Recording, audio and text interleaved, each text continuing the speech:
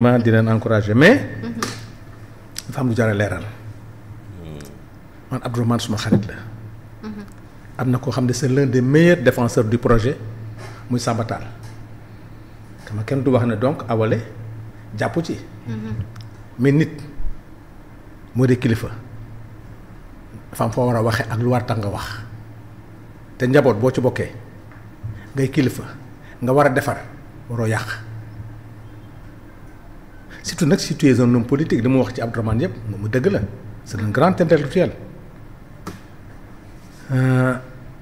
erreur bi mu nar a defloo Diomaye moo gën a grave. muy lan. day wax ne nañu baale mais dañoo nekk ci réew moo xam ne dafa am lu ñu reproché Macky Sall di ko reproché régime yëpp mooy dugal seen loxo ci justice président ban pouvoir na am pour baale pouvoir benn pouvoir na am mooy pouvoir de grâce. bu ñu condamné ba pare mu gracier. Assemblée nationale bu ñu condamné ba pare mu amnistier mais président bés bu duggee ci baal naa kii naa baal kële bu ko regee duggal na loxoom ci loo xam ne ëllëg si biir coow dina am ci réew mi pourquoi nga baal kii te baaloo kële est-ce que président yow yaay àtte dëkk bi ñëpp réclamer justice et kan moo am droit justice ñi nga xam ñoom nañ ko jagleel est-ce que assemblée nationale duñ ko jagleel voter des lois dangam exécutif am lu leen jagleel bés bu exécutif duggee ci législatif wala législatif dugg ci judiciaire bu ko regee li ñu doon reproché Macky Sall ak régime bi mu nekkaat le président n'a pas le droit ay dossiers yu nekk en instance mu wax baale surtout que Sénégal yëpp ñoo réclamer justice boo déggee Abdourahmane sax des fois danay wax ne nañu baale ba pare mu ne la wante na justice am c'est une contradiction ñëpp d'accord opposition comme pouvoir nañu na justice am mais nag na tegu ci yoon képp kuy wax rek li muy wax mooy que ça soit une justice équitable amul kenn ku waxul ne bu justice am maintenant président nañ ko bàyyi ba justice def liggéeyam surtout que y a des dossiers en instance y a des gens qui ont porté plainte c'est comme on dit au président mu wax ne ñi porté plainte retiré seen plainte ban réew la nekk donc Abdourahmane en homme de droit xam ne loolu mënul nekk le président ne peut pas se mêler dans des situations dans des dossiers qui sont en instance ou bien des gens qui ont porté plainte surtout que moom yoon may na ko bu ñu àttee ba pare nag am na loo xam ne moo ko moom mën na demander grâce mën na demander assemblée nationale mu def loi d'amnistie jéggalante loolu mooy beneen bi mooy dafa bokk ci exécutif bi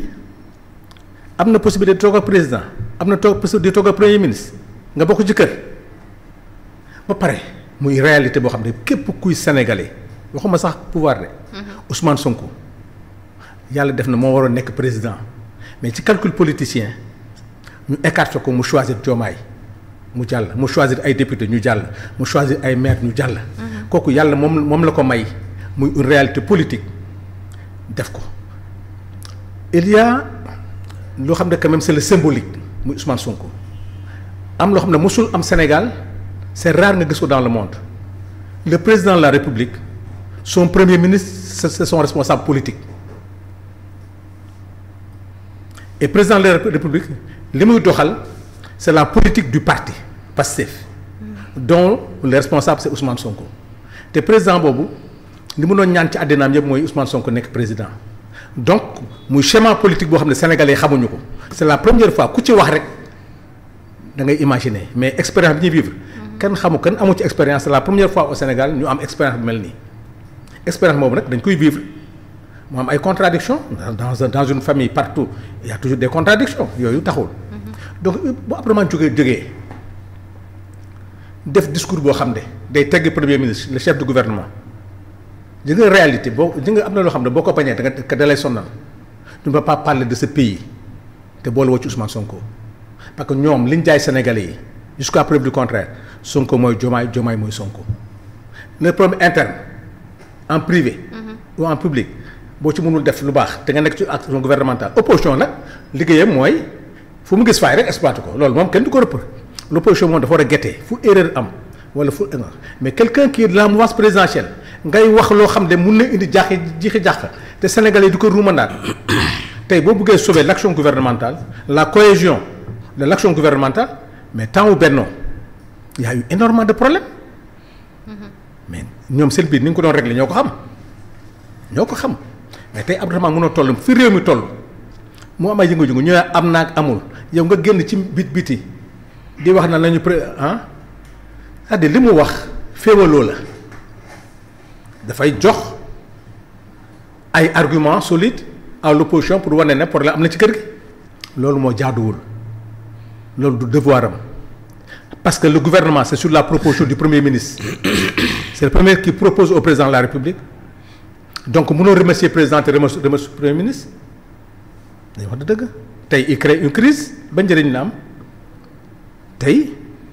Diomaye est le président Ousmane Sonko le premier ministre mais le régime c'est le régime de Pastef soo ànd ak président te ànd ak Pastef mais doo dem da nga ñu indi coono nga ñu indi rek mooy li fi nekk nii dafa war a démissionner waru demee ñi di ko attaquer ñeneen di ko attaquer donc il installe une instabilité parce que toute vérité n'est pas bonne à dire dans une famille ñun ñëpp xam nañ loo xam ne tey boo ko waxee réew mi tàkk surtout que nag li ngay wax sax amul ne ma même bu amoon tamit du sa cër parce que bokkoo ci parti bi tu as été ministre de la République tu fais un congrès sa cër mooy tu es dans l'action gouvernementale tu fais ton bilan magnifié li nga jot a def muy lu rafet nag mu liggéey bu rafet en tant que ministre de l'éducation de l'enseignement supérieur tey sa congrès tey nga wane régime Diomaye li mu fi jot a wax bi nga nekkee ministre de l'enseignement supérieur nga def bilan boobu wane ne liggéey nga dem nga environnement tey nga wane nga wax li nga ci xalaat maintenant des problèmes yi nga xam ne nga war a attaque l'opposition parce que opposition am na loo xam ne xam nga ko ci ñaawteef yu mu def ci ñaawteef mu def parce que da nga bokk ci mouvance ñi mu daanoo nga daanu sa mission mooy wax lu baax li gouvernement bi def surtout que yow li nga liggéey ci ministère boobu xool li nga xam ne xam nga ko passation de service li nga fa fekk wala njombe yi nga xam ngay def nañ ko nga attaquer opposition bi pour protéger ce président mais le président on ne le protège pas en attaquant sa famille voilà l'erreur de Abdourahmane beneen bi dégg naa ñu bëri du juum di wax ne Ousmane Sonko dafa wax ku bëgg a bokk na nga ñëw Pastef déedéet il faut qu'on comprenne pourquoi non j'ai pas dit ça. non waxuma yow non dama ne ñu bëri. ah d'accord non c'est-à-dire dégg naa sax ñu koy wax ñu naan dafa dem woo ñëpp ci liste Pastef pourquoi mu def ko parce que c'est le règlement intérieur de l'Assemblée qui n'est pas bon parce que règlement intérieur dafa ne tout député qui démissionne de son parti est déclaré démissionnaire mais ñëpp xam nañ ne parti ñëwatul assemblée ay coalition mooy ñëw on a vécu des expériences on est parti à l'assemblée avec l'intercoalition Yewwi Wallu bi ñëw duggee assemblée rek dañoo dugg rek mu tas dañoo dugg ak benn candidat ñoo bi ci salle bi waa PDS am candidat Ahmed Aïdara am candidat coalition bi muy benn ñu dem ba ci biir bu Yewwi wootee côté bi Wallu wootee côté bële ñu dem ba ci biir Taxawu Sénégal génn te mënoo dàq kenn c'est-à-dire que la majorité les 80 qu'on avait dem na day loolu si tu fais une coalition comme par exemple je donne l'exemple de Abdourahmane tey Abdourahmane tey bu ñu defoon coalition par exemple bu ñu tudd coalition Diomaye dem élection tey coow am nii moom mu génn député bi ne ci biir assemblée day génn te doo ko mun dàq donc majorité bi nga am day dem ba effrité wu maintenant pour protéger sa majorité boobu da leen def ñoom ñëpp sous le couvert d'un parti politique nga xam ne ku génn rek tu conserves ta majorité parce que en vérité li tax nit ñi voté 99% c'est Ousmane Sonko mooy dëgg bi mooy ki nga xam ne mooy yóbbaale ñëpp tax na élection bu jotee ku nekk da ngay ñaan yàlla mu ñëw sa zone ñëpp vivre nañu ko dañ daan xuloo pour xaw je me rappelle très bien fii élection locale Grand Dakar Biscuiterie HLM fenn la war a jaar Grand Dakar dina ñaari tali comme ça ñaari tali ak Grand Dakar ñu ne waa Biscuiterie ñun HLM kon on perd. Il a fallu l'arbitrage de 48 heures finalement mu jaar HLM waa Grand Dakar gisuñu ko Saint-Louis dégg nga Abbas kii mon ami il n'est pas venu en Saint-Louis parce que y avait un problème de Abba Mbaye ak kii Dieye Bamba Dieye bëgg dugg ci conflit bi il n'est pas parti à Saint-Louis mais les Saint-Louisiens disaient que bu Ousmane ñëwoon Saint-Louis ñu gagné donc nit la koo xam ne yàlla moo ko may loolu pour le moment donc voilà des erreurs. C'est bien, tu as bien dit pour le moment.